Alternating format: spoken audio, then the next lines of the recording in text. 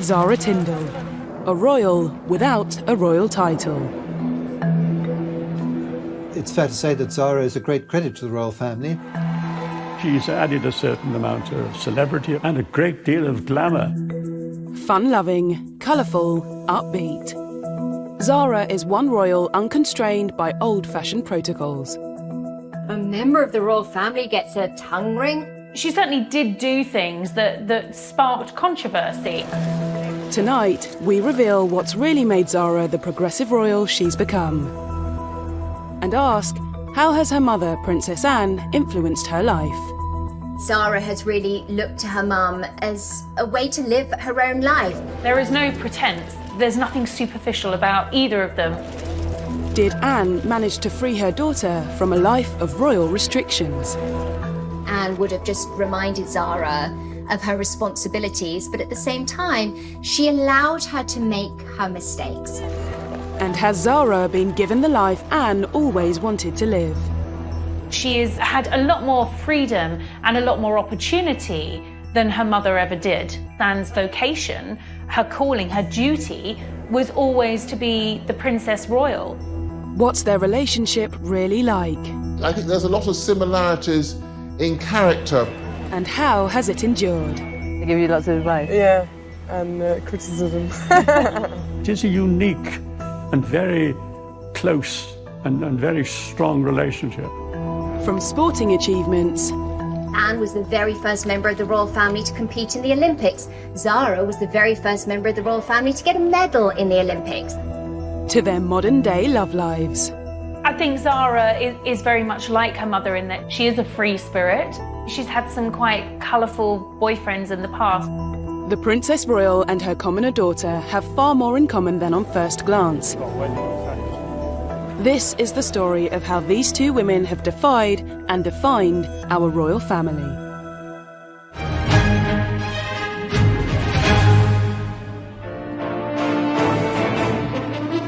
The 15th of May, 1981.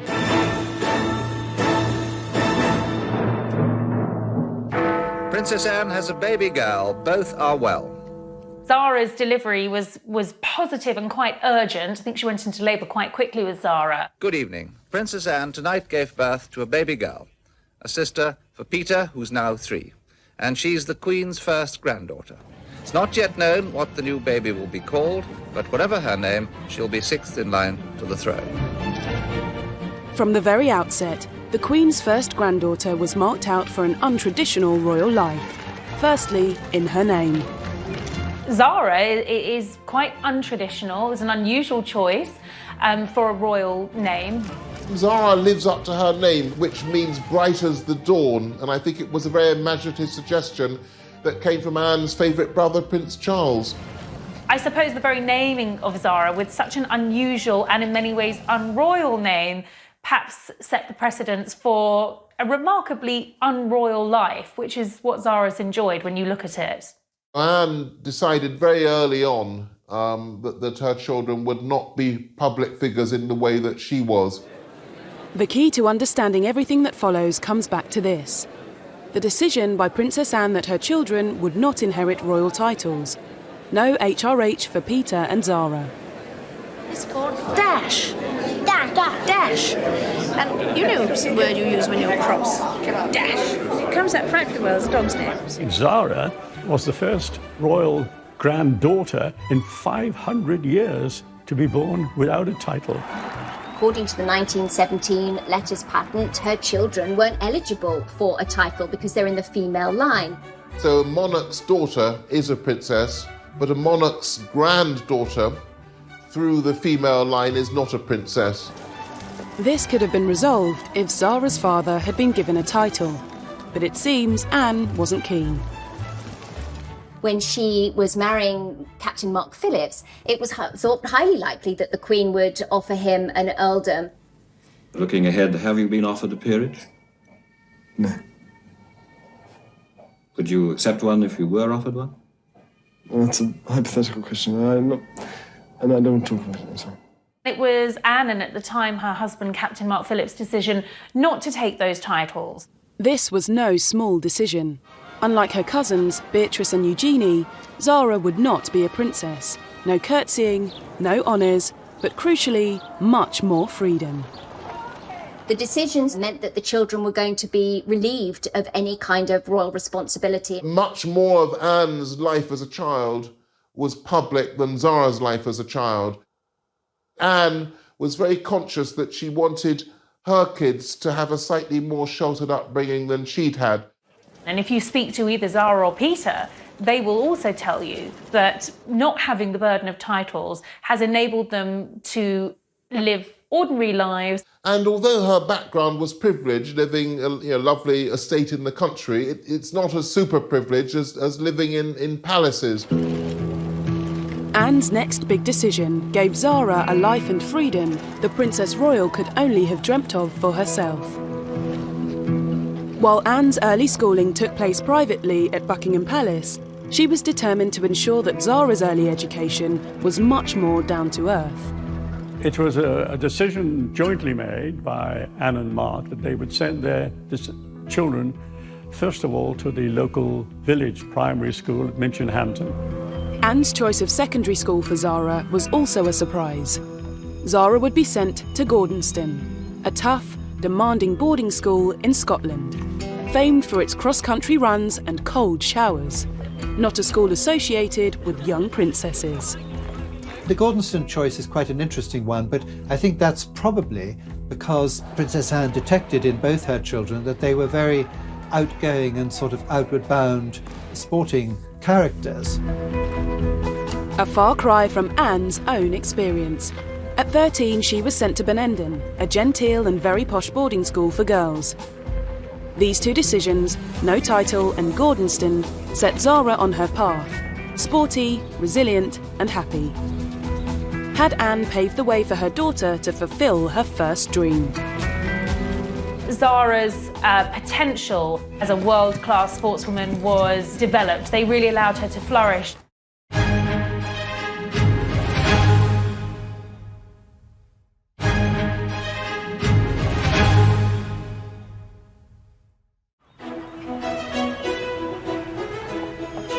When her daughter Zara was just 13 years old, Princess Anne sent her to Gordonston School, despite Anne's brother, Prince Charles, describing it as hell on earth.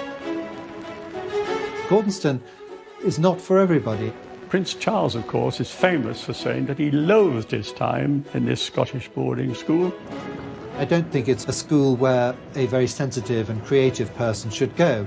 But, the best will in the world, Peter and Zara, are not creative in that particular way. They're much more sporting types, and so they, I think, did prosper and rather enjoyed it up there. Zara and Peter actually had very positive, very happy experiences there. Princess Anne couldn't attend Gordonston. The school only began offering places to girls in 1972. But Anne was adamant that Zara would go to the school she may have longed to join, knowing it played to all Zara's strengths. They concentrated very much on the open-air life. There was a lot of sporting activity. Zara's potential as a world-class sportswoman was not only recognised but developed. They really allowed her to flourish. She loved boarding, she did well at her A-levels. Post-school, Princess Anne was thrust into life as a working royal, but she had other ideas for her own children. She could see Zara's potential, and she wanted to push her to reach her goals that she couldn't because of royal protocol. Zara has certainly had more latitude than her mother. She's able to be just that little bit more relaxed. She's always had to make her own way in life, and probably had a much easier time than those that are closer to the throne and are given titles and do have to operate as members of the royal family. Anne's early decision not to secure a royal title for her daughter meant Zara had choices that she never had. Like mother, like daughter, Zara was showing signs of excelling on the junior equestrian circuit. Not having that HRH title, not being a full-time working member of the firm, means that she's had a lot more freedom and a lot more opportunity than her mother ever did. Among all the qualities that Zara and Anne have in common, uppermost is their enduring love of horses. It's impossible to overestimate the importance that horses have been in the princess's life. The British royal family have to be the horseiest family in the country. It's almost like they're pre-programmed to come out loving horses as part of their genetic makeup. Zara, as with every child born into the royal family, would probably have sat on a horse for the first time before she can remember now. In that family, you learn to walk and then you learn to ride. You start on a Shetland pony and then you move on to a slightly bigger pony that's probably quite badly behaved and stomps on your toes occasionally. Pony Club puts a huge emphasis on horsemanship. So it's not just can you ride well, it's can you look after your pony, can you do the dirty jobs. They'll be on the road every week, through the season. And it's quite simply a lot easier to get up and drive your horses to the events, ride them, finish and come home. For both Anne and Zara, these routines became second nature as horses developed into a professional passion and cemented their relationship with each other. I think for Anne and Zara, horses represent their freedom. Influenced by her mother's career, Zara would follow in Anne's footsteps. Eventing comprises of 3 disciplines: the dressage, the cross-country and the show jumping. It's easy to forget because equestrianism doesn't seem so big now. You don't see it on the telly all that much. But Anne was one of the leading and most famous sportswomen of her era. Even if she hadn't been a member of the royal family, it would have been an incredibly impressive trajectory. She became the European champion in 1971 and she was only 21 years old, which is still an age that's eligible for young rider classes. So in the grand scheme of things, incredibly young in this sport. And 2 very familiar faces were on hand to present the princess with her gold medal. In the clip of that moment, Prince Philip in particular is absolutely beaming. Clearly so incredibly proud. Those are occasions when the Queen is present, of course, but I'm sure she would think she's present as a mother.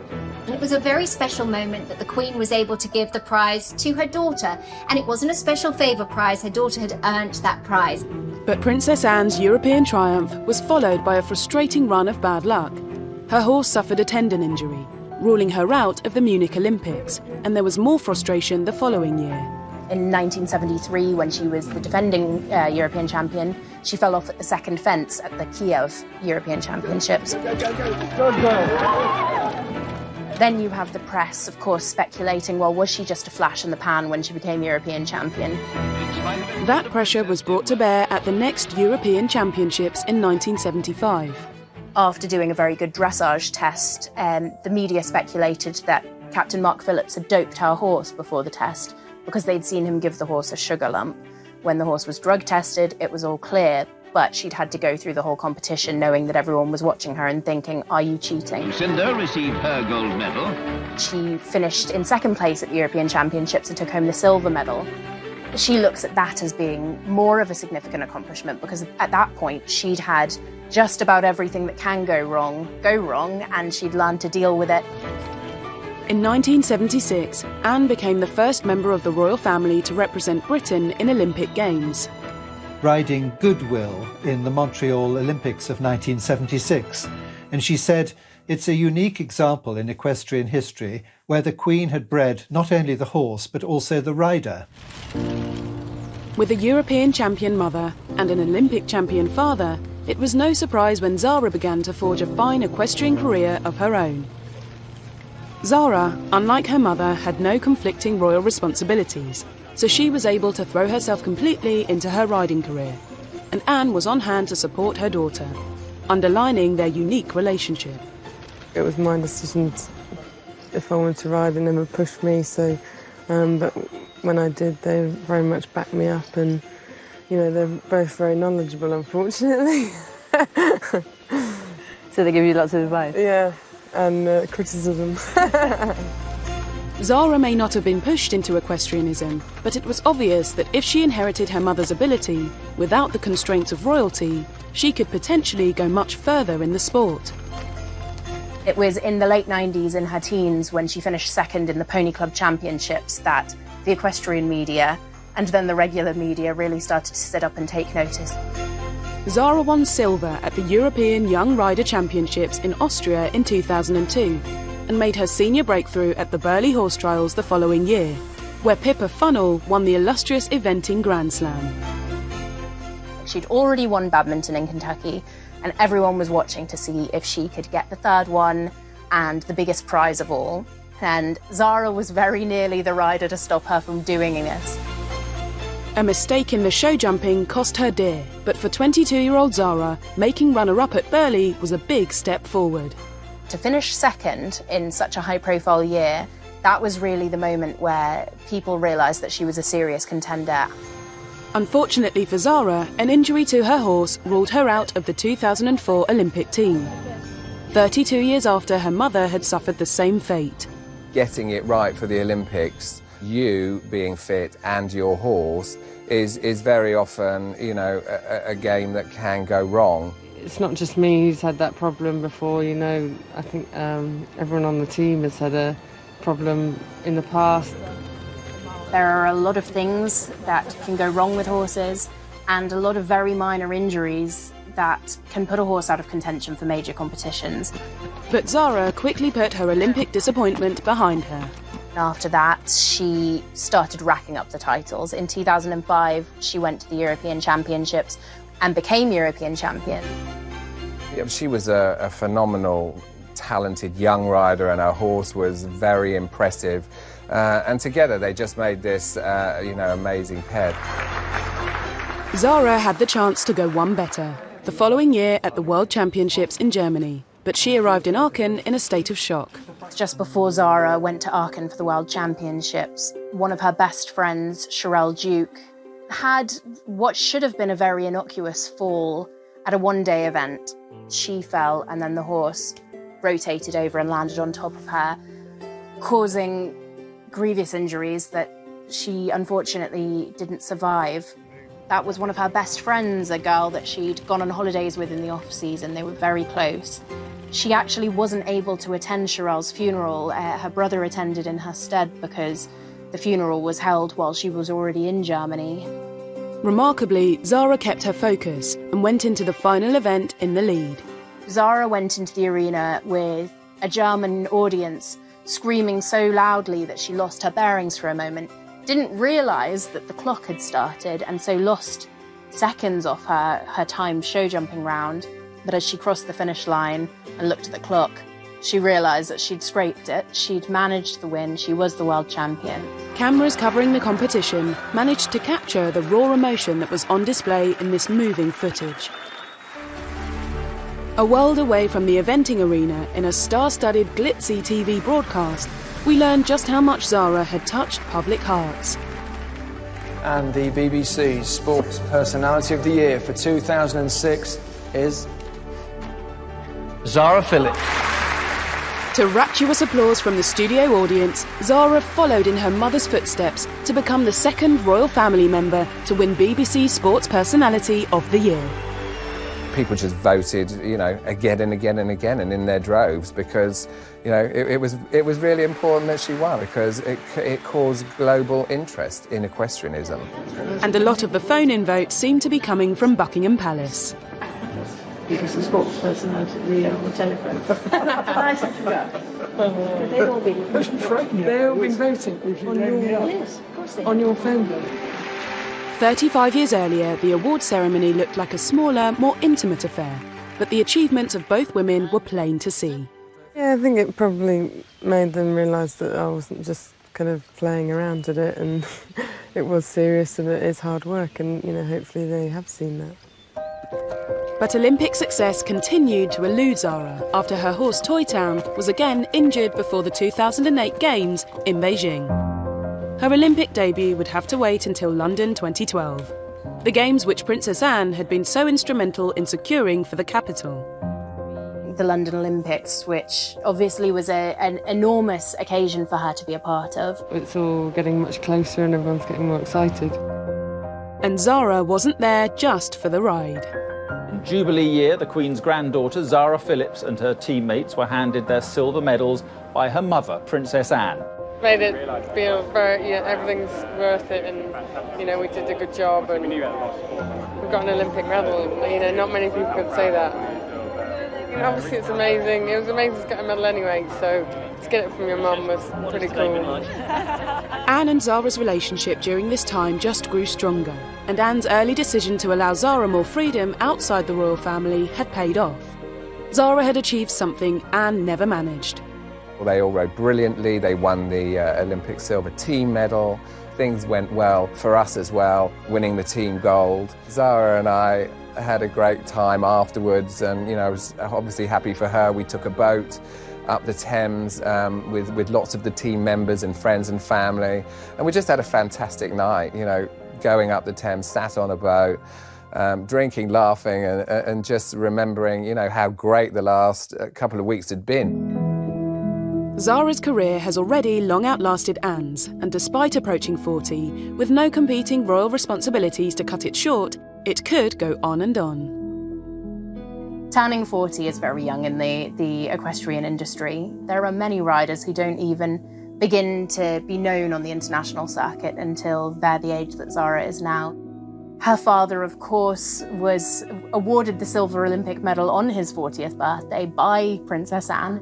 Some riders are winning medals much later on in their careers, like in their 40s, and as we've seen with Nick Skelton at Rio, even like coming towards 60. With Zara expecting her third child this year, the postponed Olympics due to take place this summer are off the radar, but future success is still very much on the cards.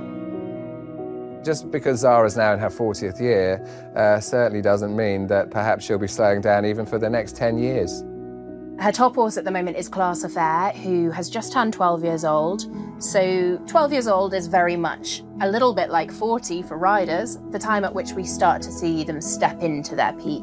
It's still quite young. The 2024 Olympics, which will be in Paris, would be probably on Zara's agenda and wouldn't be out of the question. I'm sure her time will come again. She's just way too talented and too young, really, to think that she won't be back at the top. Next, from horses to husbands.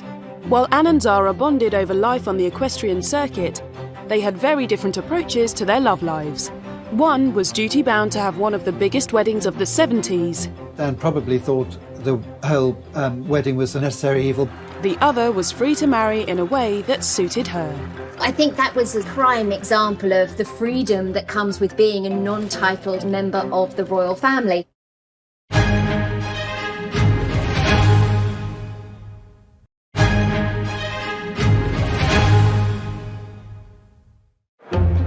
Young and single, Zara entered adulthood, able to reap the benefits of freedom and the trust given to her by her mother.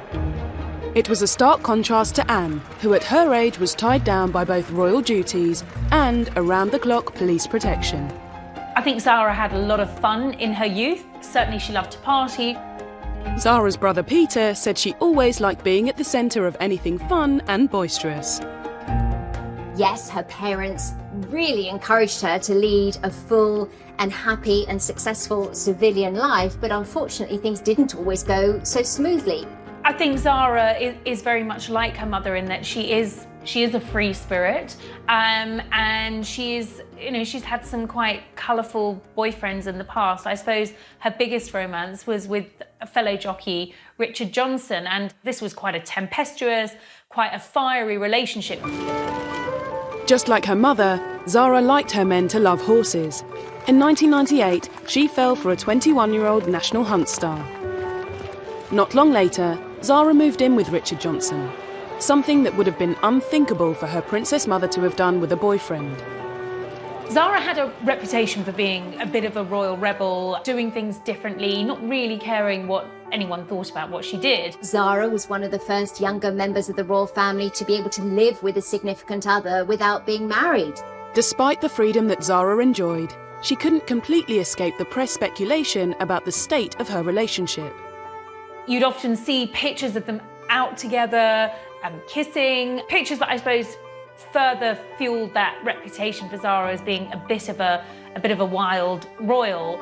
Because they were both sort of celebrities in their own right in terms of the sporting world, they attracted an awful lot of attention. He went to a public school, came from a family with a great deal of land, but, a very volatile character. And they also attracted attention because they tended to have very public spats, which is something as a member of the royal family you would avoid at all costs. And in January 2001, a row spilled over into the street. Royal rebel Zara Phillips is in trouble again after brawling with her boyfriend in public. Police were called to break up the fight between the Queen's granddaughter and her boyfriend, seen here on the right, jockey Richard Johnson. Neighbours heard a huge ruckus, and it turned out that Richard and Zara were having a huge blow. Richard was said to have pulled Zara from the car and knocked her to the floor. It was later said to be an overreaction. That's, of course, how things are always described, and Zara and Richard stayed together. But, of course, that meant that Zara was tabloid fodder for quite some time. One of the big problems the royal family's had, which got much worse in recent years, is the way that the press treat them, because certainly if you go back to the beginning of the reign, everybody was very much more deferential and much more cautious. But that's all changed, of course. Anne may have tried to protect Zara from the scrutiny of being a full-time royal, but she could never protect her totally from scandal. Now, I'm sure she was read the Riot Act by her mother following that, because it ended up on the front pages of the newspapers. In turn, that reflects on the institution of monarchy. So Zara most definitely would have been reminded of who she is and who she represents by extension of being the Queen's granddaughter. But I think it really sort of shows Zara's tenacious side. But that Christmas, she and Richard were back in the spotlight again. This time for a controversial cuddle worth £125,000. Princess Anne's daughter, Zara Phillips, has been accused of being the latest royal to cash in on her status. Zara had a reputation in the press for being a bit of a rule breaker, and she certainly did do things that sparked controversy. One of those things was agreeing to do a deal with Hello magazine with Richard. This was the couple inviting the cameras into their Cotswold home. A cosy 13-page posed photo spread showed them lying together in each other's arms in front of the fire. And although the focus was supposed to be on the couple, all eyes were on Princess Anne's daughter. Public criticism, tabloid headlines, these were exactly the kind of things Anne had tried to protect her daughter from. Had her attempt to give Zara a more normal life backfired? It all felt very celebrity and not particularly royal. Anne would have just reminded Zara of her responsibilities, but at the same time, she allowed her to make her mistakes. It might just prickle Princess Anne that here were her children then invading their own privacy by inviting the cameras into their home. Anne must have known from bitter experience that with freedom came responsibility. But perhaps she also recognised in Zara something of her younger self. When Anne was younger, she had that reputation for being a bit of a wild child. It was a bit of the attitude that Zara has as well, a bit of can do and don't care. Anne clearly understood just how intrusive the press could be when dealing with the private lives of the royal family. Her love life generated a lot of interest, and I suppose further fueled that image of her being a bit of a wild child, which often got Princess Anne into hot water. I mean, her attitude to the press. And in her younger days, Anne became known for her celebrated clashes with pushy journalists. In the early days of Anne's emerging onto the public scene, of course, there was a great battle with the press. Actually, she seemed to enjoy the battle. I have to say she gave equally as good as she got. Good news for us, Your Royal Highness. So you have a vivid imagination. And she also understood just how difficult relationships could be for royals in the spotlight. Has it been a great strain keeping it secret and indeed keeping it away from people like ourselves? I think it has, yes, it became rather a strain. Yeah. It's funny with Anne, you wouldn't really look at her and consider her a romantic, but I think Anne probably is something of a romantic. She met her first husband in 1968. They met through the eventing equestrian circles, and they got married in 1973. Do you think you would have married out of a sense of duty? No way. I'm glad you said that. One very brave reporter asked her at the time if she thought her marriage would be able to survive the pressures of royal life, and she snapped back, well, it's got to, hasn't it? Unfortunately, it didn't. the marriage was clouded by scandal. Zara was barely 18 months old as journalists dogged Anne on a charity visit for Save the Children in Africa. At that time, there were all kinds of rumours circulating about her love life, what was happening with her marriage, was her marriage breaking down? There were so many rumours of infidelity. She was visiting a number of different countries. And the press tagged along because they just wanted the gossip. They wanted the juice and they wanted to find out more about what was happening in Anne's private life. After public revelations of Anne's infidelity and a love child fathered by Mark, they separated in 1989 and later divorced. Anne's first marriage had become an open nightmare. She would never make that mistake again, and she wouldn't let Zara go through it either. So perhaps it's no surprise that Zara soon changed her mind about living her love life in public. After 5 years of media publicity and her infamous hello spread, in 2003 her on and off relationship with Richard Johnson finally came to an end. Enter England rugby player Mike Tindall, a grammar schoolboy from Wakefield, Yorkshire. Zara met Mike Tindall when she was in Australia in the November of 2003 when England beat Australia in the World Cup. She met this hard-drinking, professional rugby-playing guy, and the chemistry between them was immediate. So they did exchange their private telephone numbers, and when they got back, he telephoned and asked her would she go out with him. Amazing to do that with a member of the royal family when you think about it, even one without a title. Mike and Zara's relationship unfolded very naturally, and they had a beautiful foundation as friends first, and I think that is what served them so well. By April 2004, Mike and Zara were an item, and Zara introduced him to the family. There was no wealth, title, or a horse in sight. Princess Anne is totally non-judgmental, but the fact that he had achieved, World Cup winning fame, in the rugby world, he was right up there in her way because the princess loves rugby. In contrast to Zara, her mother Anne found happiness in a much more traditional figure. Her husband, Timothy Lawrence, was a query to the Queen. But with Zara, her normal life had allowed her to look further afield, and Mike was a welcome breath of fresh air. If you think about the Queen and the sort of people that were at her table in 1952 when she first became Queen, well, now at Easter, she has people like Mike Tindall at the table, who's a very different character from, let's say, the late Duke of Beaufort, Master of the Horse, a great keen huntsman at badminton, etc. By introducing Mike Tindall into the family, she is sort of showing how times change. Their relationship added a softer side into the somewhat stiff family dynamic.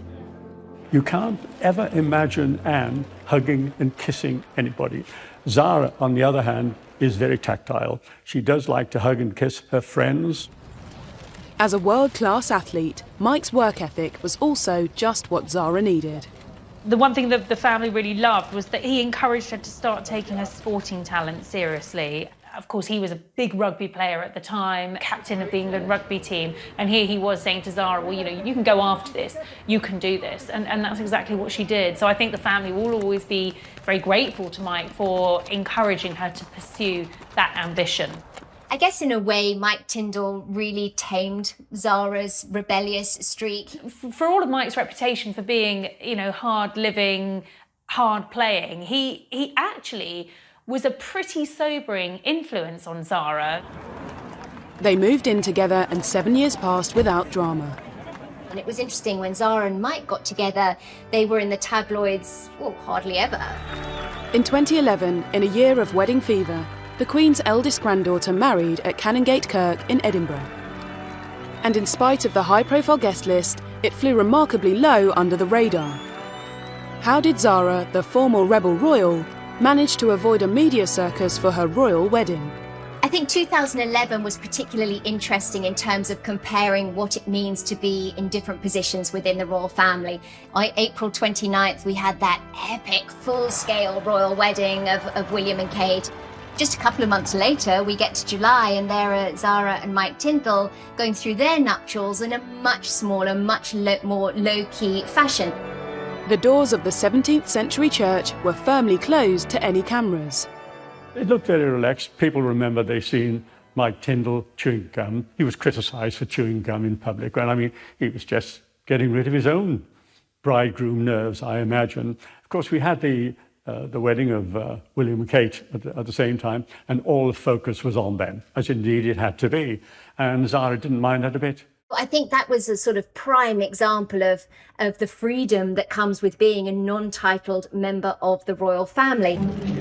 They invited 400 wedding guests, modest compared to the party of Prince William, which numbered nearly 2,000. Zara's wedding would have been something that she herself, obviously with Mike Tyndall, they chose it, and didn't have to fit into any particular royal category, unlike Princess Anne, who obviously had one of the really full royal weddings to Mark Phillips, with carriage processions and Westminster Abbey and everything. She didn't need the guest list of state dignitaries and other members of other royal families. She was able to have her and Mike's friends. It felt very much like a family wedding, but one with plenty of nods to tradition. They were able to keep things really, really personal. But back in 1973, a 23-year-old Princess Anne was forced to have a very different big day. That was anything but personal. It was, of course, a state occasion, and everyone, the whole world and his wife were watching. 500 million were watching on TV. As the only daughter of the Queen, and her first child to marry as a princess, Anne had no choice but to give the public what they wanted. I suspect that Princess Anne probably thought the whole wedding was, as it were, a necessary evil. Would she have preferred a much smaller wedding? Yes, I think so. It's quite something to have to share that with the rest of the world. So when Anne married for a second time to Timothy Lawrence in December 1992, it was attended by only 30 people. The wedding was held at Crathy Church, which is near the Balmoral estate. It's where the royal family chooses to worship when they're in residence at Balmoral. And, just like her daughter Zara's wedding, no cameras were allowed inside the church. It was very quiet, but it was very peaceful. But the locals in Ballater, the local village just outside Balmoral Castle, all know the royal family. And it was a very, very, very pleasant wedding ceremony.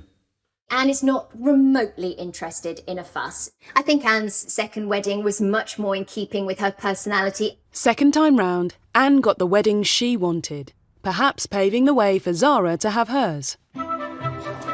Did Anne's decision for Zara early on allow her to be her true self, free from expectations and royal constraints? She was left on her own and to enjoy herself, but there were pictures of her out in nightclubs and bars in Sydney. And just how similar are they when it comes to rebellious fashion choices? She was the first member of the royal family to wear a miniskirt.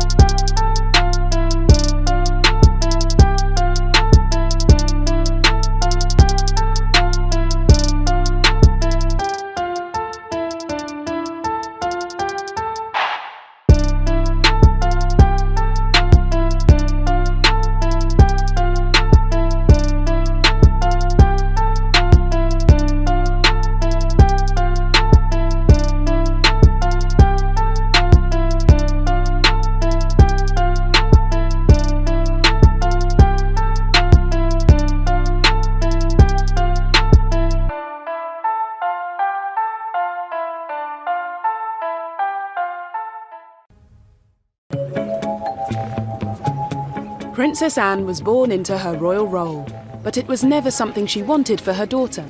By handing Zara the freedom to be herself, she created a unique bond between mother and daughter, born out of trust and a determination not to be defined by title, even if that did raise some eyebrows. She did have a bit of a reputation for being a wild royal. Princess Anne's daughter, Zara, has joined Keith and the Prodigy and Spice Girl Mel B by getting her tongue pierced. It made front page in nearly every newspaper in Britain. Just behind the Queen Mother, Princess Anne's daughter, Zara, who's reported to have a stud in her tongue nowadays. And everyone was like, a member of the royal family gets a tongue ring? Today, I mean, it wouldn't be a byline. It wouldn't be a forethought or anything like that. Nothing whatsoever. It's extraordinary, really. But it was a very daring thing for her to do. She said to one of the newspapers, my parents would have been far more upset if I'd got a tattoo. She made the decision to take a gap year. So she spent several months in New Zealand and Australia. For the most part, she was left on her own and to enjoy herself. But there were pictures of her out in nightclubs and bars in Sydney. Apparently she was bungee jumping in New Zealand. So I think she was doing what most kids do when they leave school, going off and having a bit of a wild time. Anne, too, was considered rebellious in her younger days, but her actions now seem tame. In allowing Zara extra freedoms, was she giving her daughter a life she'd always wanted for herself? Anne was very much labelled a free spirit, a bit of a wayward royal, certainly by the press. People were stunned when footage emerged when Princess Anne was only 19 and she was filmed driving a 52-ton chieftain tank across rugged terrain. With her recent visit to a North Sea gas rig, the first member of the fair sex ever to be allowed on board one, the princess must be getting used to setting precedents. She's obviously willing to try her hand at anything that comes her way. Now, that didn't make her a royal rebel, but it certainly made her a woman who knew what she wanted to do in life. Zara Phillips has shown the same level of determination in terms of she won't be told, no, I can't do something. Some of Anne's early antics may have been daring, but she paved the way for her daughter to blaze a far more daring trail, especially for a royal. Shortly after returning from her travels in 2000, she was reported to have hosted an Anne Summers party at Gatcombe Park. Perhaps not wanting to conform the way people might expect her to as a member of the royal family, but nonetheless having plenty of fun. She was pushing the boundaries for a young member of the royal family in those days. Not that Anne didn't push boundaries in some ways herself. Her dress sense as a younger woman was viewed as bold. She was the first member of the royal family to wear a miniskirt, which was frowned on by a lot of other people outside the royal family, but not from anybody inside, of course. That was definite trend-setting. And in 2003, 22-year-old Zara could be similarly daring on a visit to Royal Ascot, because unlike her mother, she wasn't a princess. So Zara was quite bold and brave in her fashion statements. She had an off-the-shoulder dress with a sort of, I think it was slightly off the shoulder, but the thing that caught the attention was there's a split right up to her thigh. In the late 90s or early noughties, the fashions could be quite naughty. She'll try stuff, and like every woman, she gets it right and she gets it wrong, and she should definitely be allowed that. Back in the early 70s, Zara's mother was similarly experimental. If you looked at the sort of fashion she was popping out at the time, bright canary shift dresses, you know, bold prints in the 70s, you know, big colours, statement hats. But Anne's fashion sense has become more conservative with age, in part down to the requirements of her royal role, something Zara hasn't had to contend with. It's his function over fashion. Anne is a princess royal doing a duty. I think the reason she's worn the same hairstyle for so many decades is to make sure that the focus is on the work, not on what she looks like. As a full-time athlete, her daughter has a similar approach. Zara's role, Zara's job is as a hard-working, top of her game equestrian. That's her duty, that's her priority. And then there's a casual Zara. If she had a choice of what to wear, I think she'd grab her jeans and be very, very happy. I think Zara has a style, and I think it's definitely more a modern woman than it is princess. Despite Anne's fashion choices being somewhat dictated by her position, they have made her something of an icon. Anne is called thrifty in her fashion sense because Anne is a practical woman and sees no sense in buying something and wearing it just once. I think they call it in the royal family good old Hanoverian housekeeping. One thing she once said to me was, a good suit can go on forever. Anne famously mocked her own thrifty nature when asked about it by Michael Parkinson. The press picked up on the fact that you arrived wearing the same suit they claimed as you were wearing in 1978. It's older than that. It's older. She's got items in her wardrobe that are likely older than her children. The fact she can still fit into them is remarkable. If only I could get into things that I bought 30 years ago, and the fact that she still looks good in them, I think sends a really great message. She's a great champion for sustainable fashion. With more than 500 royal engagements a year in her diary, Anne's fashion choices have become her uniform for carrying out a role she was born to do. Her vocation, her calling, her duty was always to be the Princess Royal. It is a life of service. It's something which she has always accepted. Princess Anne has inherited from her parents this profound sense of duty, absolute sense of duty, and indeed her dedication to public life overrides everything. Zara equally has, in a much quieter way, if you like, in a much less public way, she is just as devoted to the Queen. While Anne liberated her from a life of full-time royal duty, there are still some occasions when Zara will put in an appearance.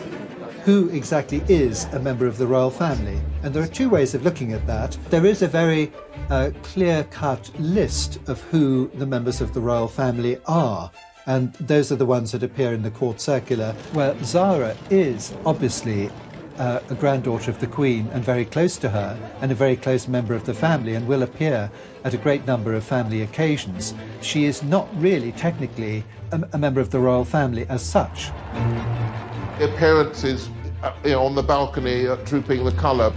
Of course, there's the Christmas Day walk to church, there's the Easter walk to church. You will occasionally see Zara doing the odd duty, like perhaps handing out a cup at Cheltenham.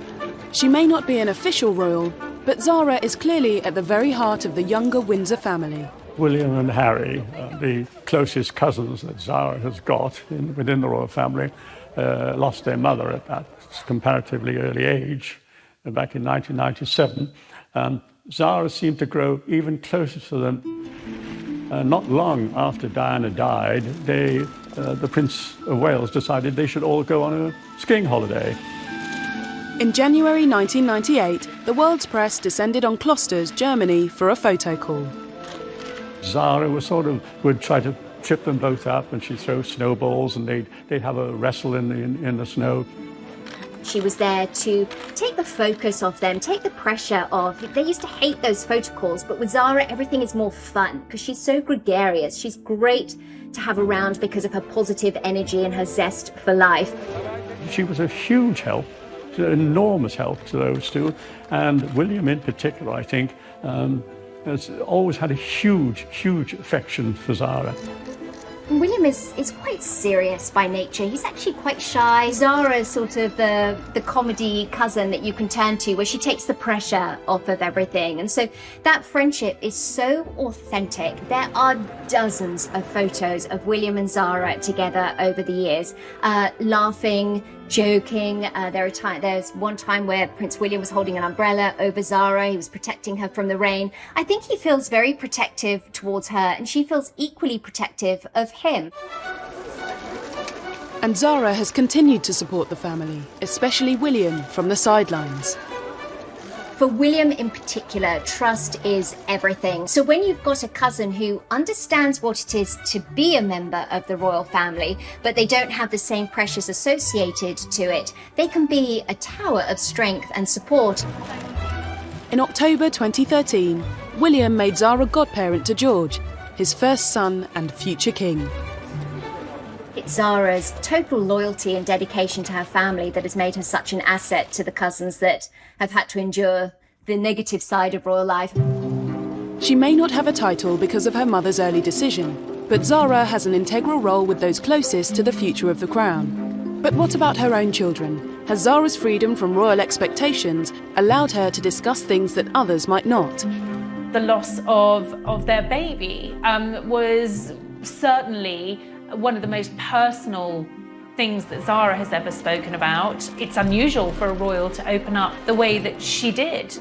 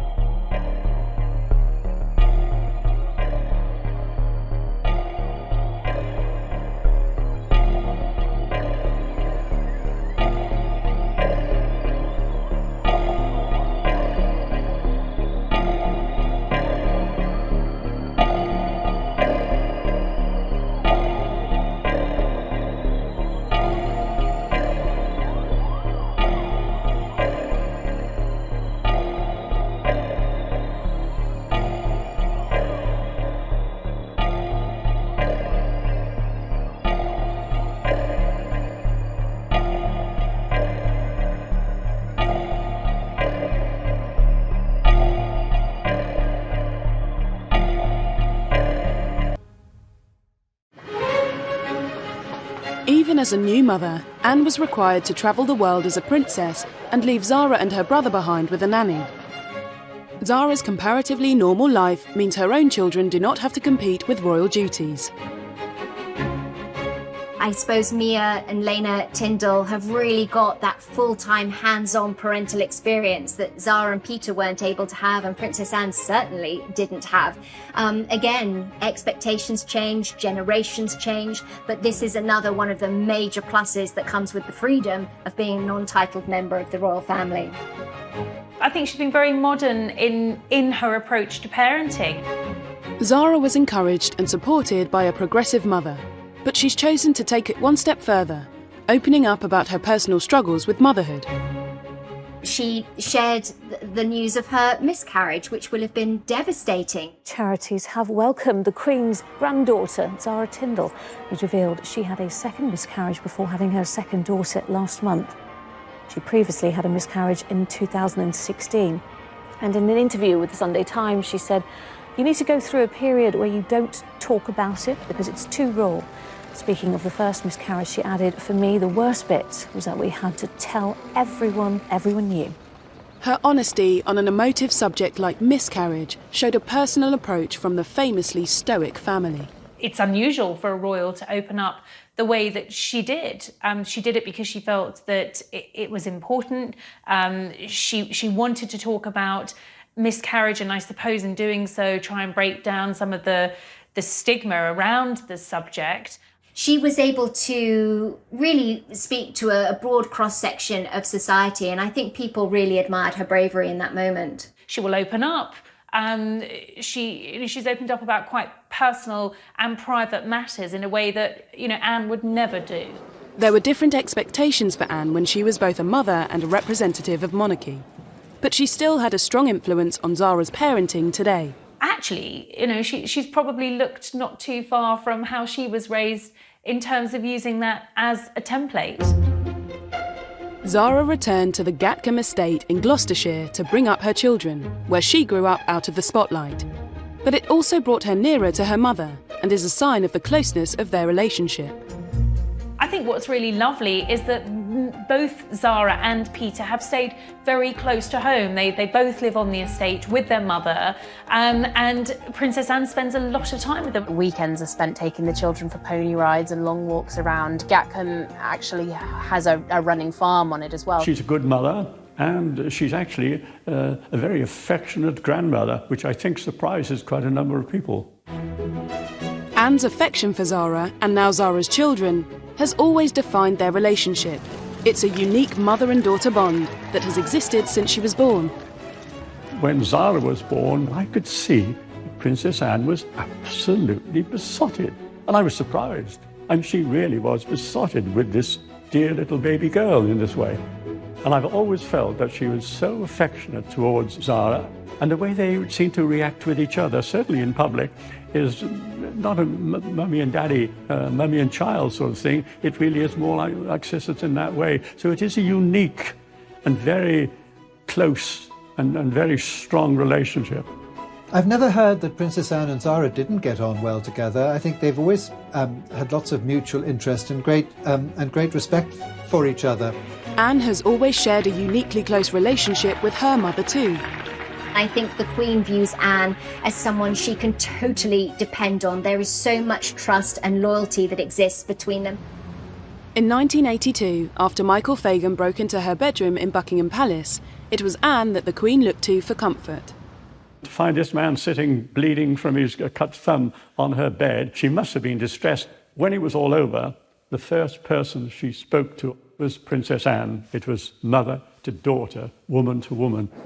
The Queen, Anne, and now Zara are part of a line of strong royal women, mothers and daughters bound not only by duty but by love. These Windsor women are very, very close. It's a very, very powerful matriarchy. The women have been the key to the success of the institution, the key to the way that it reinvents itself. Together, the combination of Anne and Zara has become a force to be reckoned with, breathing life into the firm for the years ahead. They are both very determined, very ambitious women. They both cut their own path in life. Princess Anne was very much a trailblazer in many, many ways. She has a lot of firsts to her name. And although Anne turned 70 last year, she continues to build on what she's achieved for her family. We know that there's longevity in the royal family, and Anne shows no sign of slowing down. She's still in lockdown years she slowed down a bit, but until then, still 400 to 500 engagements a year. Everybody who gets her are absolutely thrilled to have her because she's hugely supportive. Zara has shown us how the royals have evolved and how being liberated from any official role can lead to the modern royal. I think it's probably inevitable that in years to come, we are not going to see a royal family as we have today. So I think it's important in the royal family, whether you have a title or not, that you have a constructive role.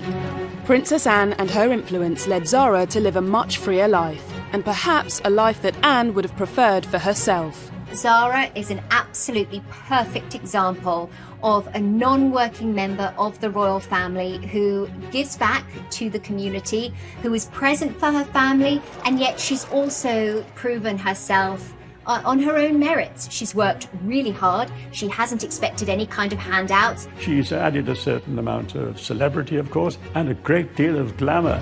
But having lived a life without a title, she's also struck a balance between relatability and royalty.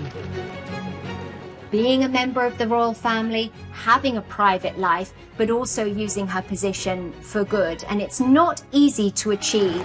Anne broke the mould to give her daughter freedom to push the boundaries in every aspect of her life. One thing that's always struck me about the similarity between mother and daughter, Anne and Zara, is their independence of spirit. And together, mother and daughter have shown you can merge duty, lineage and ambition to do what you want.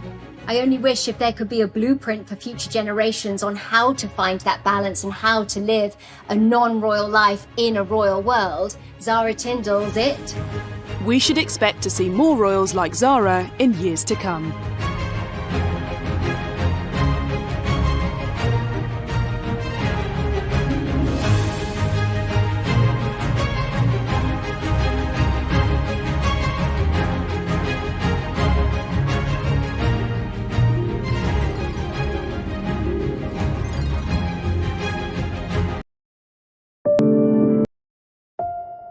personal choice for a royal name.